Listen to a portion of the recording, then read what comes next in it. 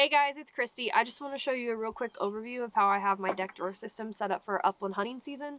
So first off, I got a drawer organizer. It's got my gloves, extra whistles, odds and ends, duct tape, bug spray, sunscreen. Right here we have the decked peacekeeper. This is great. You can take this in and out. But during hunting season, it's awesome because you can throw a couple shotguns in here. It's great from going field to field. Also has enough room underneath it that I can put my chaps, jacket, my dog vests in there.